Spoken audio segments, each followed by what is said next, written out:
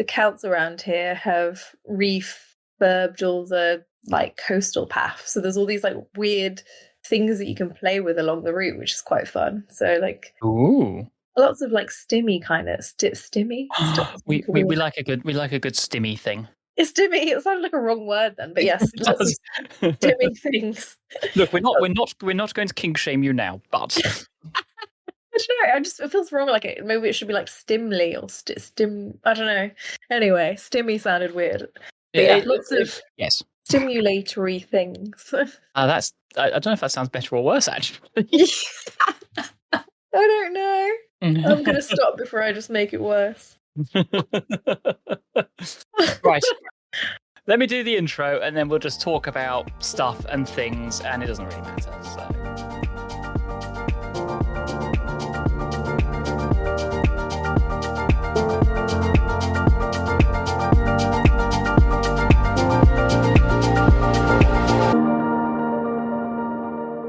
Hello and welcome to Atypical, the podcast where we look at life from a more atypical perspective. My name's Simon Heather, your host, and I've been joined today by one of my older co-hosts, my erstwhile friend.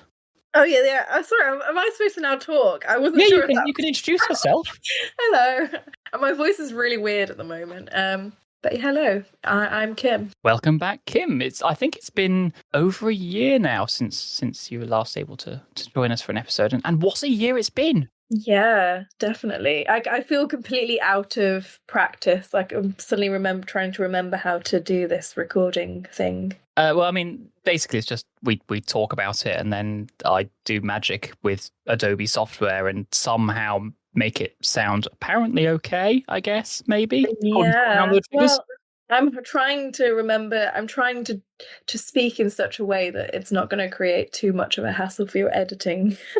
Oh, just be your normal self. That's all I ever ask for. Oh, that's the sweetest thing anyone's ever said to me. Well, I mean, I really hope it isn't. If so, something's gone tragically wrong somewhere. Yeah, I was actually hoping that one of the things we could talk about actually was travelling and culture and stuff. And we were hoping that we'd be joined by Danny today as well, but unfortunately he was double booked. So it's just you and me, and we get to talk about travel and stuff. And I kind of I've been thinking about this for a little while because I was talking to another friend of ours, Mysterious Voice, about traveling, and especially traveling when you're autistic and so forth, and what the culture change can be like, and food and all the rest of it. And sort of, well, why don't you tell us a bit about where you've been sort of traveling the last few months? Yeah, so where have I been traveling the last few months? I went to Southeast Asia in around, when was it? About mid to end of November, starting in Thailand, going down to Malaysia, Singapore, Vietnam, and then sort of back to Thailand again. And yeah, just got back so it was like on the 22nd. So yeah, maybe a couple of weeks then, really, yeah. 2 weeks ago. So trying to adjust to life back in the UK. And because I've not done any long trips like that for a decade or so. I was in Paris at the weekend doing a metro challenge with a whole bunch of other I was about to say other trained people, but I'm the least trained spottery person of that group. So, but I go on holiday to places like Spain and France with Watt and a couple of others, and I always used to find it when I was younger sort of like, and I now realise it was probably an autistic thing, a way in which I sort of took in other cultures and thought about things like food, and especially when you're traveling solo, do you talk to people, and how do you start those kind of conversations? I mean, was that something that was just easy for you, or? I think it's hit and miss. I feel like there are times where you're really thinking or desperate to have a conversation with someone, and you don't end up meeting someone, or you go on a tour group thinking, great, I'm gonna meet some people, and then the people actually don't really aren't on like the same level or the same vibe as you, so it's not really quite successful. But I found it was really easy when I was solo traveling on bits, because I didn't do too much solo travel this time, but when, I found even I'd just be in a cafe, just sitting and having like a cup of tea or something or a snack. And yeah, I'd have a lot of locals that would just start chatting to me, and you could see they were curious and they would start chatting. I mean, Malaysia, for some reason, I feel like lots of locals started chatting to me. Yeah, Which you sent me a lovely photograph of the family who sort of adopted you on Penang Hill. Oh yeah, I completely forgot about that one. I was thinking of these little simple interactions, but yeah, yeah. In Penang, I got adopted by a family. Yeah, who it was hilarious. Like, yeah, we just started chatting in the queue. I was a bit paranoid I was in the wrong queue, so I asked them because yeah, everyone in Malaysia just has amazing English generally. So not always, but a lot of them do. So yes, I asked them if I was in the right queue, and you could see they were very interested in chatting to me. And this queue was long, so I think we must have been in it for maybe 40, 50 minutes. So we got chatting, and then they invited me to come to the mall with them and have some food. So yeah, got in their car at the end after we went down on the funicular train. We love a funicular. That's how it is. I was trying to say that then, and I was like, I couldn't quite remember how you said it. Yes. Just edit that in so I say it completely perfectly. Funicular train. Make sure people know how to say it correctly. Yeah, so yeah, I got adopted by them, which was very nice. I did. I mean, it's a bit of a. It's sometimes. I mean, in Chiang Mai, I was in a hostel where I just kept meeting people, and it was kind of great, but at the same time a little bit overwhelming at times. I had to just keep saying no to people and sort of run away sometimes, because otherwise I'd have never done what I wanted to. And so I mean, because yeah, you stayed in hostels quite a lot, and like, did you find sometimes it was hard to just get your own space and decompress or Yeah, anything? I think especially that hit me in Chiang Mai because I wasn't really looking to necessarily interact with people, but I'd start chatting to someone and then we'd really hit it off. And then, I mean, the prime example was, I think one of the second people I met when I was at this hostel talked about going, I sort of broke off from them. They were like, oh, I'm just going to get ready and have food. And I was like, oh, okay, great.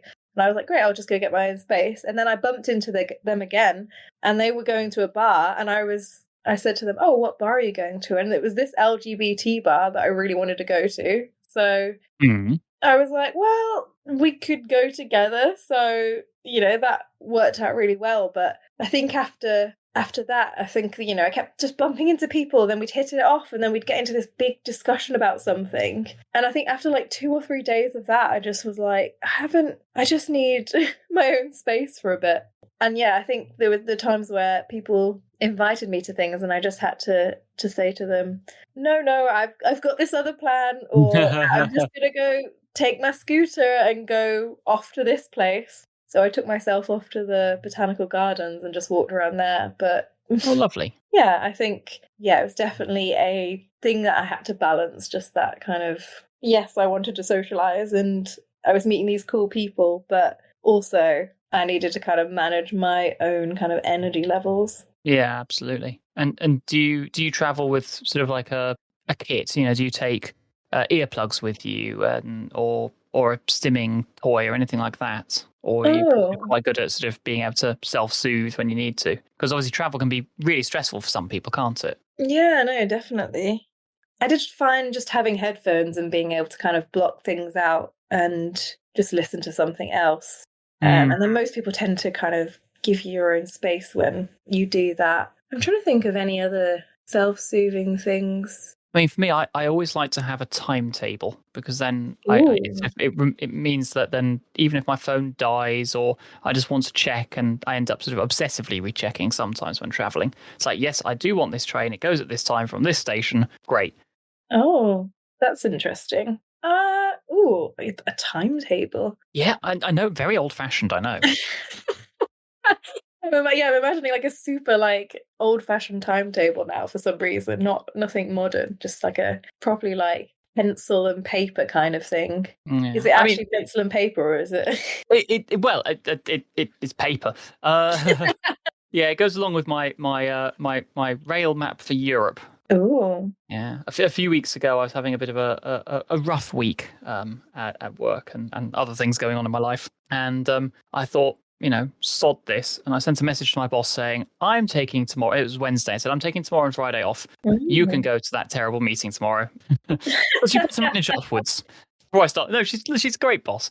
She's really understanding of my idiosyncrasies, I think is the best way of putting it. Anyway, so I booked a Eurostar to Paris with no idea of where I was going to go from there, and I was just on the train. I got to Paris and I got my map out of my map of the European rail network, and I just looked at it and thought, right, how far can I get on a single TGV? And I was sort of tracing it. I've got the thing open in front of me right now, and I'm sort of tracing it out across, and I go, oh, Barcelona. Oh, wow. And so I just got on the train to Barcelona and was just like halfway through the Rhone, opening my second bottle of wine and thinking, I should probably book a hotel, actually. That's sort of the most just off the cuff thing I've done in a very long time. Had a great time. It was lovely. I did, like that. I had my headphones with me. I sort of looked at things to do. I went on a funicular. Lots of Gaudi. But yeah, it's normally when I go traveling, it's like everything is carefully planned out. Like Watt and I are going to go and do some more of the Camino de Santiago in a few weeks. Mm. And I've already booked all of the hostels along the route. I've booked flights. I mean, that makes sense, right? Flights are, Yes. I booked the train from Madrid to Lyon because reasons. Looked up the bus timetables that get us to Santiago Airport in time for, so everything's like planned carefully. I've written out a great long card of, everything we'll see during the day and how far we'll walk and all, and it's just like that for me is kind of reassuring. It's like, I know where I'm going. I know what we're going to do. It's going to be a great time. Brilliant. Nice. That is very, very well planned. But I think it's because I'm traveling with someone as well. I don't want to let them down. Yeah, I can understand that. I think I'm trying to think what I do now, because I think in the past when I've traveled, like when I traveled with my mom and we went to New Zealand and we did 3 weeks there. Oh, wow. And because she's not like as, I don't know, technologically minded, or she didn't know how to sort of plan a lot of things, I pretty much planned the entire thing. And also we were short of time, and I'm always super ambitious whenever I go traveling. I'm always like, yep, I'll just do 7 countries, or I'll just do like India was like, oh, I'll just do all of this. And I'm always a bit too ambitious, to be honest. So yeah, with New Zealand, we did both of the islands. Yeah, they're both islands, aren't they? So we did the North and the South Island, and we probably could have just done 3 weeks and just done the North Island, but I was like, no, let's just do everything. So I booked all of the hostels before I went. I had like a whole this date to this date we'll be here, this date to this date we'll be here, and I've really planned it out. Whereas when I go for 3 months, I don't do that much planning, because it's kind of hard to do that amount of planning for 3 months, isn't it? Yeah. And then you might find you like a place and you decide to stay for a bit longer. I mean, I knew I was going to do Christmas in Malaysia and then New Year's in Singapore. So I had that to aim for. So we ended up booking a few of the kind of hotels and stuff around. Well, in Singapore for sure, because it's so expensive. Yeah. Oh, absolutely. Yeah. Then everything else is kind of just quite a lot more flexible. Flip a coin and see where you want to go. Yeah, pretty much.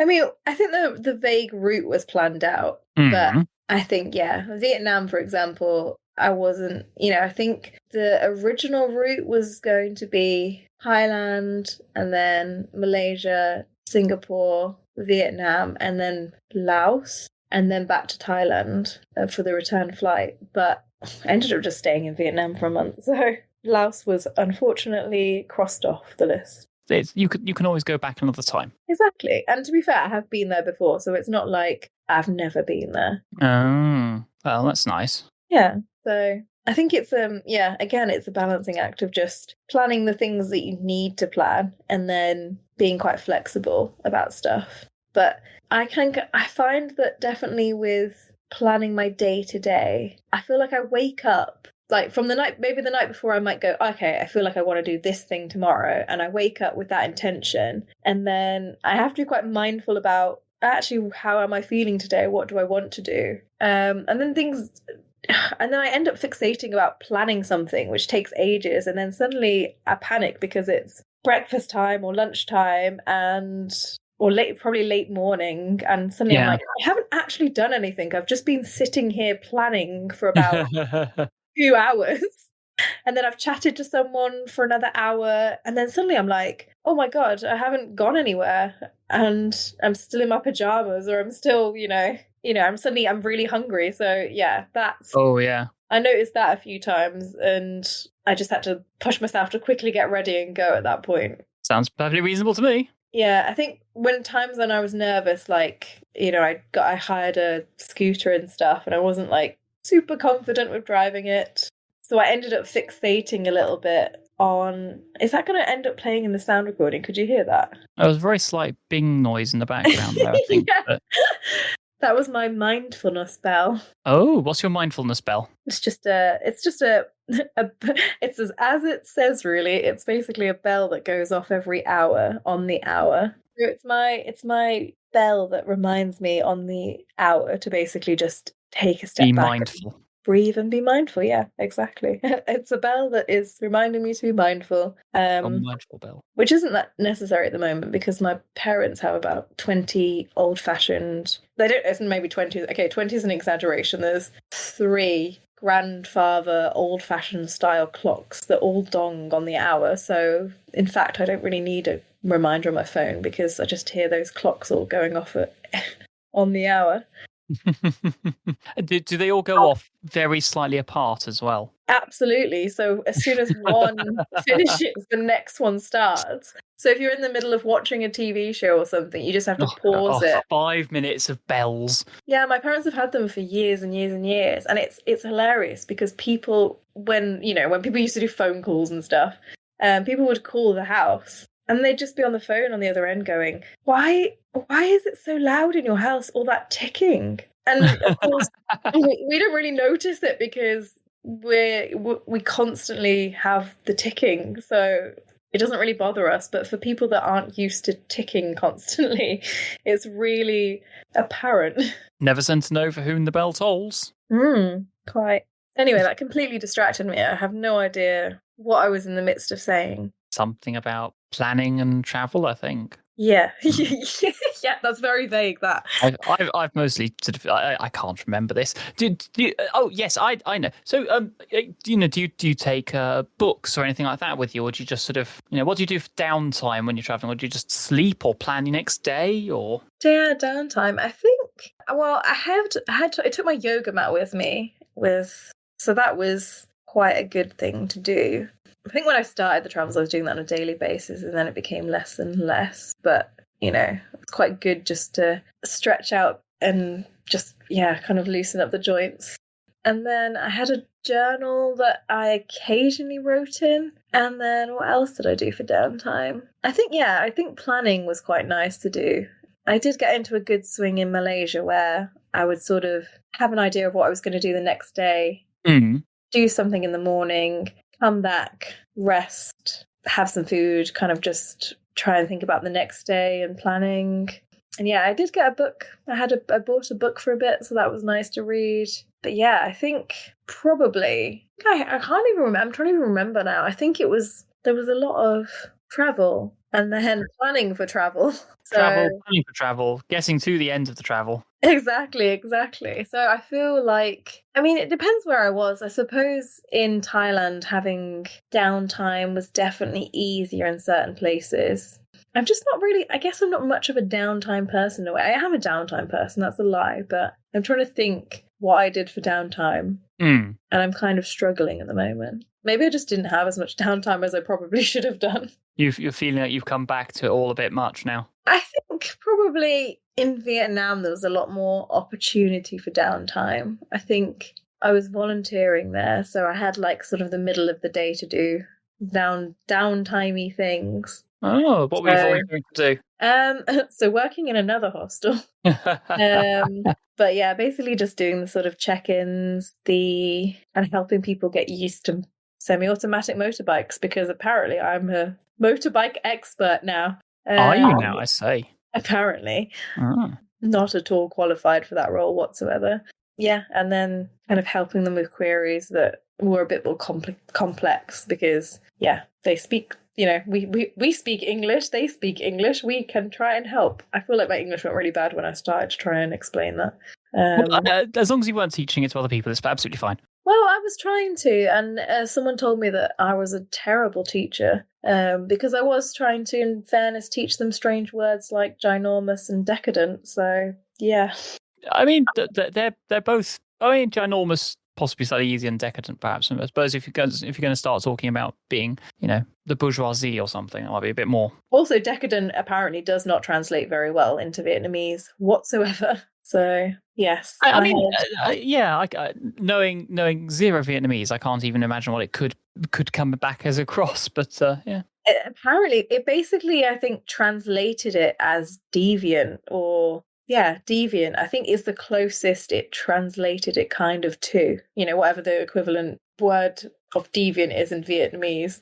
That's kind of what it translated to. So I was in this restaurant saying, oh, this restaurant is so decadent to the people on the front desk. And there I was just going, oh, it's so deviant. It's so like.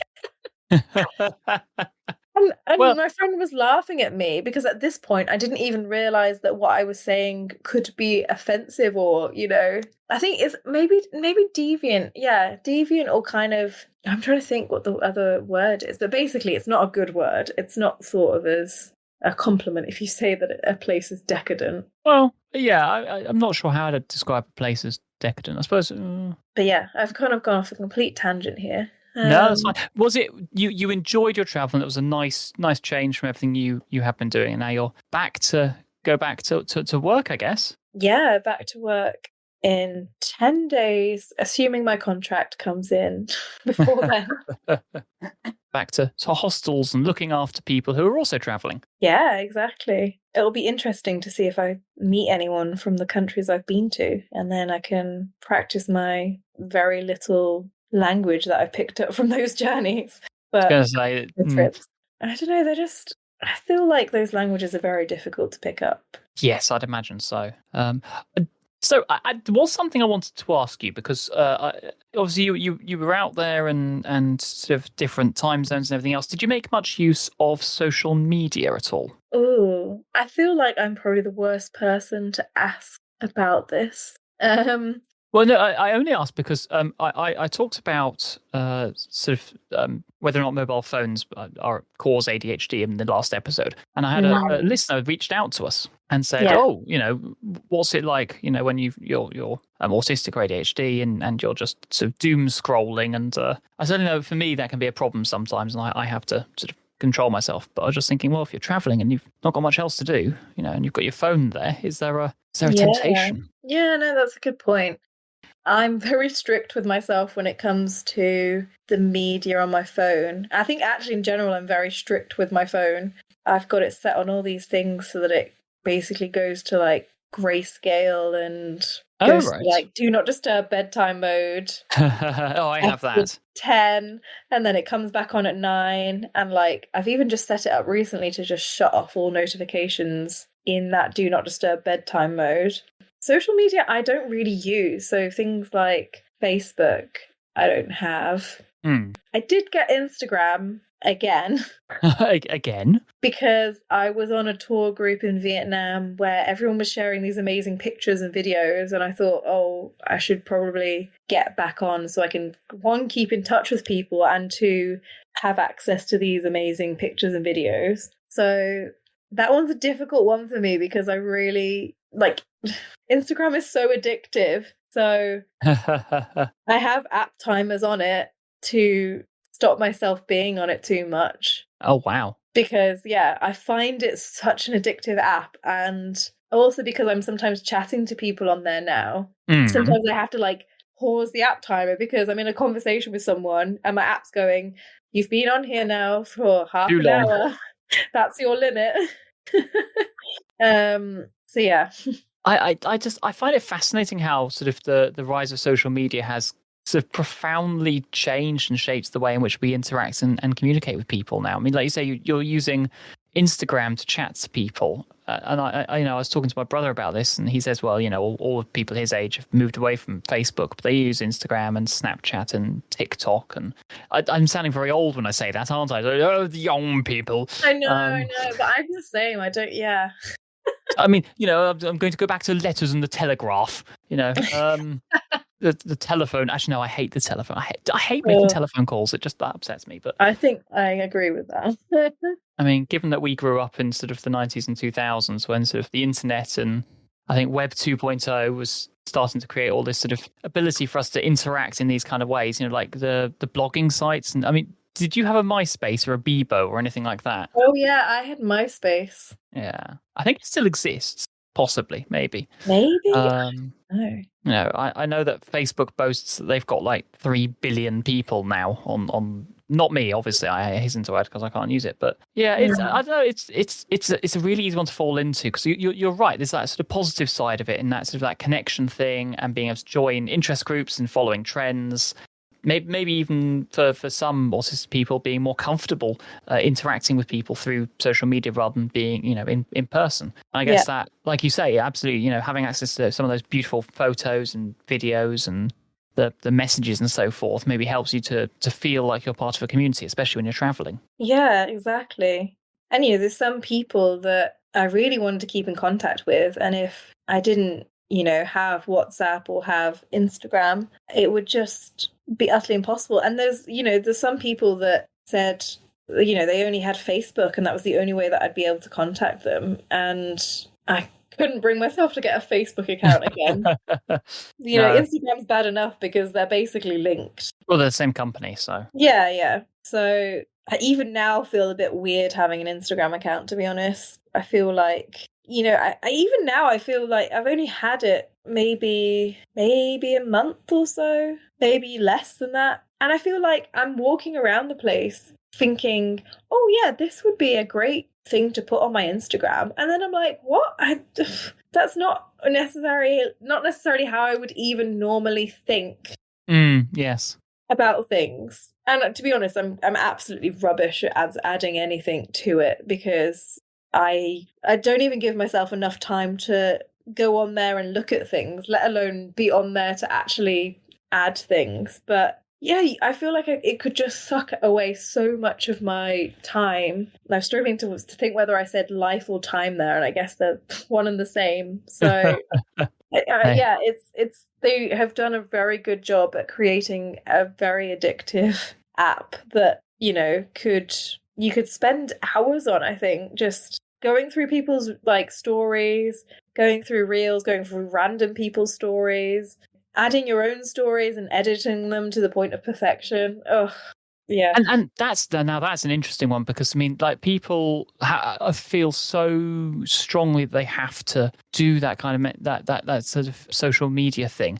And it's I was reading a study which I'll stick in the show notes earlier on about how it's creating some really quite concerning negatives. And there was one about cyberbullying, which I think is an entire episode in itself. We might do another day. But there was people talking about, and content warning here, multiple deaths from people trying to take sort of risky social media photos. There was a 21-year-old Turkish woman who fell over 150 feet while trying to take a selfie. There was the one which went around the industry that I work in about two men in India who were hit by a train and killed because they were trying to take selfies on the tracks and with the honking of the train. Oh yeah, I saw one of those. Oh yeah.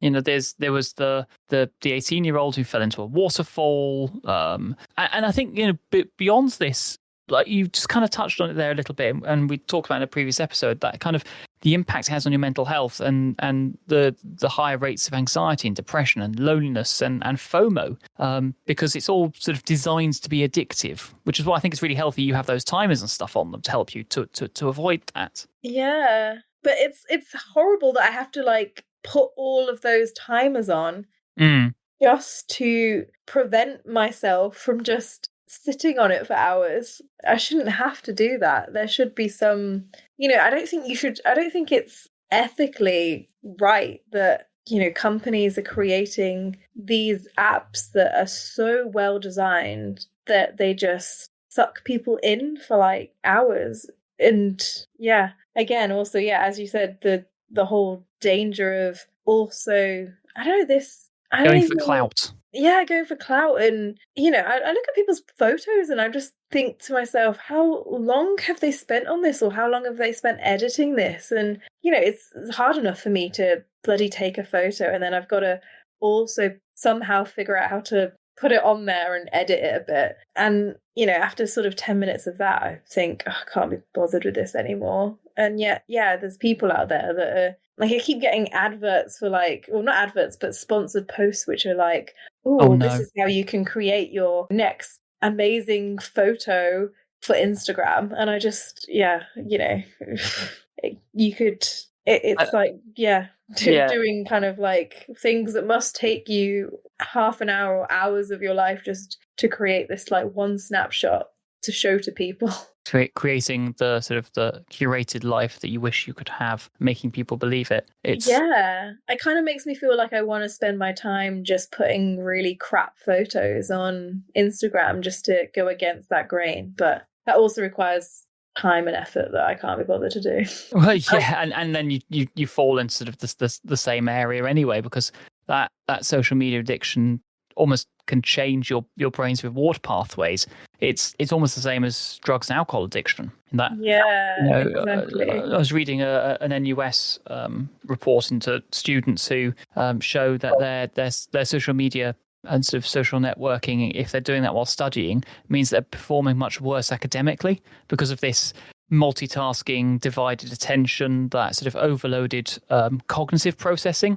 I certainly know it's much harder for me to retain information if I've spent the last 10 minutes even on Reddit or something, because of that sort of compulsive checking for doom scrolling and are there likes and comments. And it's a dopamine hit thing, that fear that you're not seeing the next little click. And I certainly know that, although I'm medicated for my ADHD, which I realized how much that has helped me avoid falling into these kind of addictive behaviors because I'm getting my rewards through chemicals. Properly regulated and given to me by a psychiatrist here in the UK. They are, Anyway, he said quickly, just in case, worth listening in. Quick, I'll just put away all this white powder I'm snorting. But it is. What you're right. Whilst that kind of social media stuff can really open those doors for connections, for creativity, and getting that those beautiful photos and giving you ideas of places to go and visit. Because I'm sure you looked at them and went, oh, that looks really pretty. I want to go there. I've certainly done that. Yeah. Things like the addiction to social media, the potential for things like cyberbullying and predation and loss of privacy. That's all really like worrying. And so I think that moderation and setting those healthy limits is incredibly important. So it's really cool and good to hear that it's sort of that's sort of the route you're going. And certainly for any listeners out there who are struggling with, they spend far too long on Twitter. I'm not going to call it X, it's Twitter. And or Yammer or LinkedIn or whatever it is. Maybe setting some kind of app to limit that might be the first step in helping. I love that you mentioned Yammer. I was just like, I guess people know what Yammer is, but I think it's called Viva Engage now, but that's even less use than calling it Yammer, because at least like people yammer on. I have no idea what Viva Engage means. Viva Engage. That sounds like a really bad boy band. Hello, London, we're Viva Engage. Oh, maybe like a Korean, Korean synth pop band. And it would definitely, I'm even imagining it would be like V, and like the short and abbreviated version for it would be like V for the like number 4 and E, and like that would be their little like shortened K-pop name. There you go, Viva Engage, the latest K-pop sensation. Oh my god, I don't even know, how do you spell this? V for engage. Viva is in like live, I guess, like party. Oh my god, that's even worse than what I was thinking V for engage, like okay. No, Viva, Victor India, Victor Alpha. That's even same as the British Animal Rights Group, the vegan group, charity, whatever they're called. So There you go. I think they should sue Microsoft for the name because they've been around a lot longer. Because even I've heard of them. But yes. Anyway, Oh my from gosh. that, actually, something else I saw. Something else I saw. Something I saw in the news. Oh my gosh, sorry. I've Oh, just also created an AI generated image oh no. of what Viva Engage would look like Oh no. if they started a K-pop band.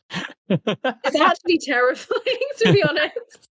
Do you want to stick it in the Discord or something, or into Yeah. WhatsApp or I something? don't even know. I mean, this isn't. Oh my god, it's just terrible. That I don't know what style I've got it in at the moment, but I think I need to try a few styles. But that is actually terrifying. Oh my god, why is that so terrifying? It's the faces. It can't do faces right still. Yeah, yeah, that's it, isn't it? Dying. Oh dear. Oh God! What have we created? What have we done? We're gonna have to mention our friends Viva Engage, the K-pop band, in every episode from now on. We're gonna have to like write songs for them. With the most terrifying faces you have ever seen. I'm kind of sad it didn't put. I mean, is there even a like? Have Viva Engage actually got a logo, or are they just the Yammer logo? But No, it looks. I think it's supposed to look like a hug. Oh, it does. No, it does look like a hug. Actually, Yeah. it just. I don't know. It's a bit weird that I don't necessarily think I want to think of my work colleagues as people hugging me. I don't know. That sounds harsh. Of course, yes. Work colleagues can hug you, but there's not many colleagues I desperately want to touch, let alone hug. No, exactly. That's just me. No. I'm not very good with hugging anyway. There's only a few people I'm comfortable with like being touched by, so that's pure autism there. But yeah, I know. I was just thinking, like, if there's any place I can suddenly say I don't want to be hugged by people, it's probably this podcast, right? Yes, yeah. We're like, yes, that's absolutely fine. Because I thought it sounded quite cold for a second, and then I realised that actually it's okay to sound cold sometimes. Yes, it is. It's not necessarily cold, it's just boundaries. Yes, significant boundaries, and that's fine. The boundaries are ringed with ice and have like soldiers and machine guns to keep you out. But apart from that. And some people are allowed through. You can hug some people. It's just, and they have a separate little entrance that's nice and This is starting to sound kinky again. You can hug some people. They have a separate little entrance that you can, butter your way in. What happens like when we talk? I think if Joey was here, it'd probably be even worse. It would have just been wall-to-wall sexual innuendo. Oh dear. Definitely. I definitely need to do. I don't think I've been on any of the After Dark things, and I need to. Where even? I mean, I feel like I've just gone down this route of the K-pop band now, and I have no idea. Well, that's fine. We can create our own K-pop episodes now. We'll have to like tell the story of the different band members and how they came together. Oh dear, we will. I hope that someone looks at this general chat and just goes, "What the hell? What the hell is going on?"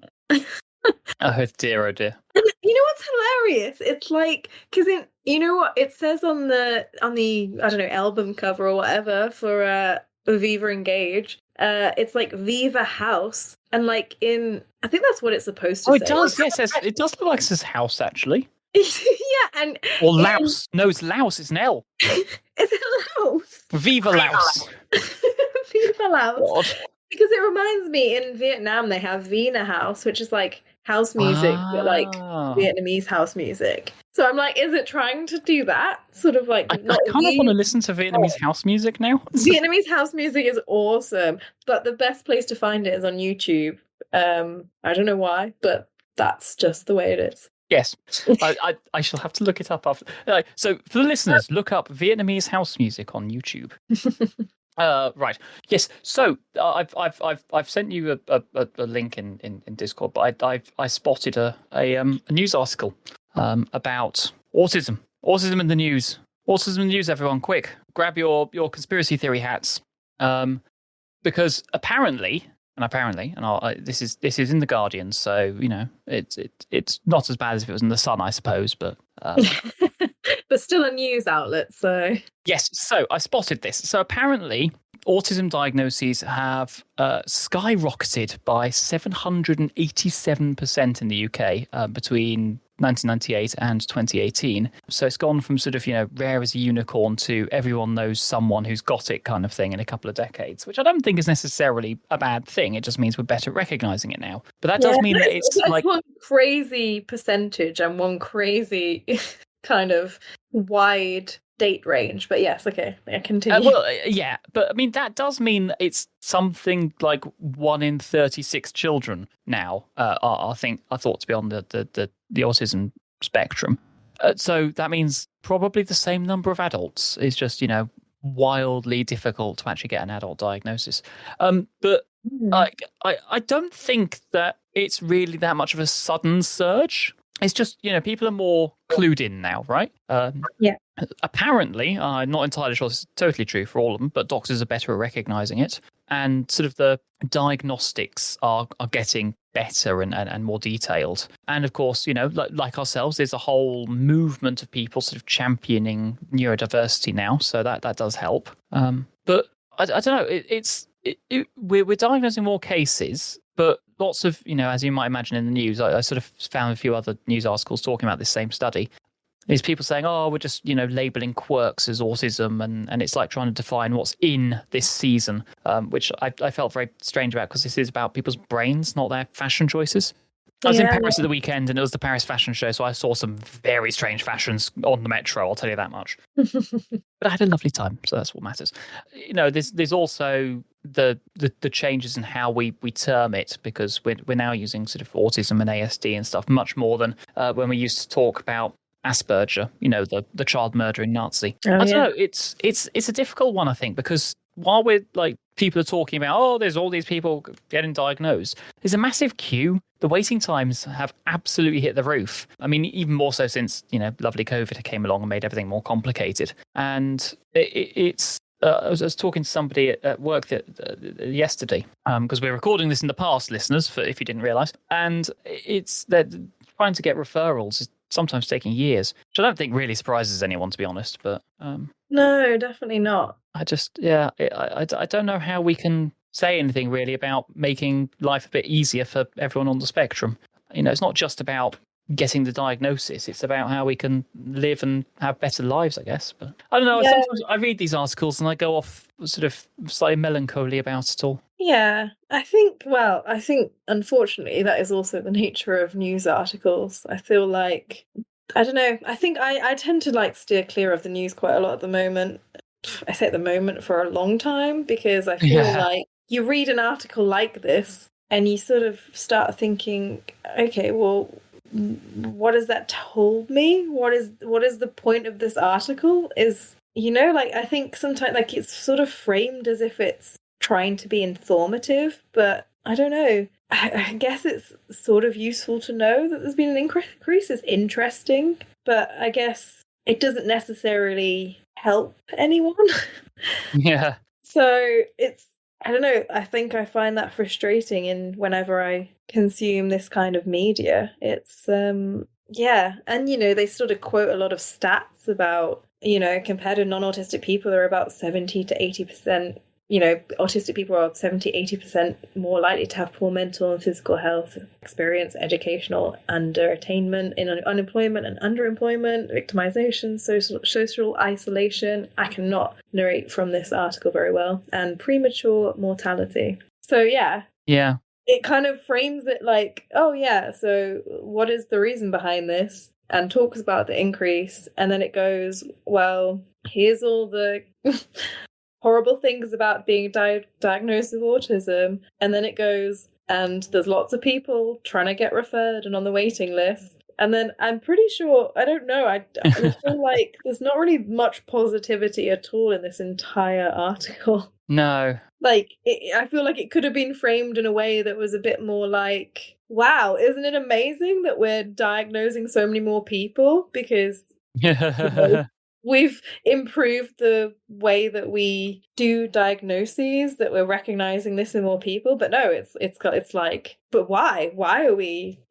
Why are we? Why are we doing this? Why are we diagnosing so many people now? Like, what's where did this all come from? Like, and then we were always here. Yeah, exactly. It is that I think that's what I'm trying to get at. I think it feels weird that it's sort of framed as if, as if we've suddenly, that there's almost been this.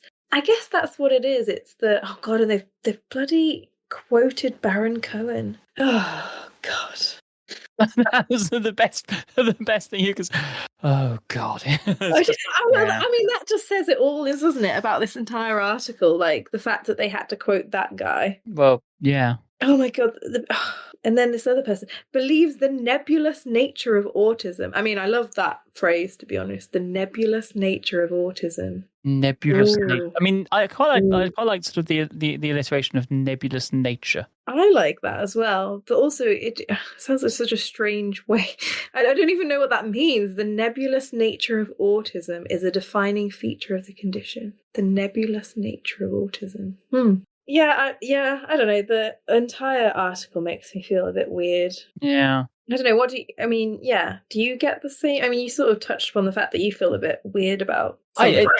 I saw that the Times also had published an article about this, and they were going on about, all of these self-diagnosed people are taking away the care and support that real autistic people need. I'm like, everyone who goes to the doctor is at some point self-diagnosed. I don't go to the doctor if I don't think there's something wrong with me, or I don't think autism is something wrong with you. But you get what I'm trying to say, right?